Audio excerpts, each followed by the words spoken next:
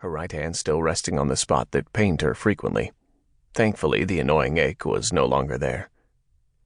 Lately, being with child made her so tired that by mid-morning she needed a short nap. But it was past time she got up. A lengthy list of projects required her attention. She rose from the bed and tidied it, brushed and styled her hair, and smoothed out her gown in front of her long mirror, thinking about all the things that needed doing. Catherine wanted to get ready for the arrival of all their relatives for Christmas. She needed to plan meals with the cook and make the house as festive as possible. She also wanted to sew some baby clothes, such as they were. The poor darling would likely be the worst-dressed child in Kentucky, based on how the last few pieces turned out. Perhaps hiring a seamstress from the fort would be a good idea. She would not have her child looking less than grand. Grimacing as she picked up the baby bonnet she recently finished, she chuckled. There was no denying that she lacked both sewing and cooking skills, but hoped she made up for it by how much she loved Sam and Little John. Before setting out from Boston with her first husband to inspect his Kentucky land grant, she possessed few skills in basic homemaking. She had never even made a cup of coffee. In her comfortable upper-class home in Boston, domestic servants carried out most of the household duties. Completely untrained in the domestic arts when she and Sam moved into their new house, she made a complete fool of herself. The first time she tried to mop a floor, she slipped and fell more times than she could count, ruining her gown and silk slippers before Sam finally told her she had put way too much soap in the water. When she tried to wash clothes, she accidentally made the fire under the wash kettle too big, and both the clothes and the kettle caught fire. But worst of all, she had offered to help Sam one day when he and Bear were building the barn.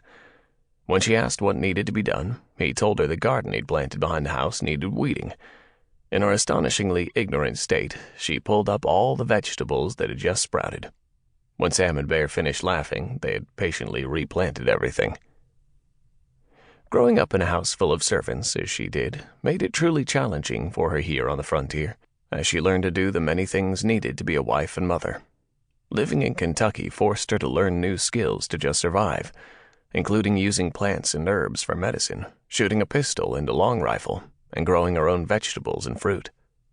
But survive she did, thrived even, and she had never been happier. The love she'd found with Sam was exactly what she needed to find happiness. Ever since their first chance meeting after her husband's death on the Wilderness Trail, she'd been drawn to Sam. Initially, his tall, muscled form, broad chest, and sun-bronzed face attracted her, but it was his enigmatic temperament that stirred something deep down that she never felt before. And his harsh masculinity, even his strong, scarred jaw and buckskin clothing, had charmed her. He was so unlike the pompous dandies she'd known in Boston. His indigo blue eyes reflected the steel in his character, but behind his rugged warrior facade she soon realized he possessed a kind heart and a keen, well-educated mind. She loved living here in Kentucky with Sam. Their new home was nestled in a virgin paradise.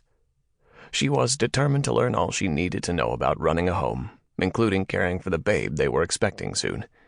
That thought was daunting, and Catherine worried about whether or not she would know what to do. When she told Mrs. Wrigley about her concern, the cook reassured her that caring for infants was actually quite simple. You just needed to keep them warm, fed, and clean. How hard could that be? She could do it.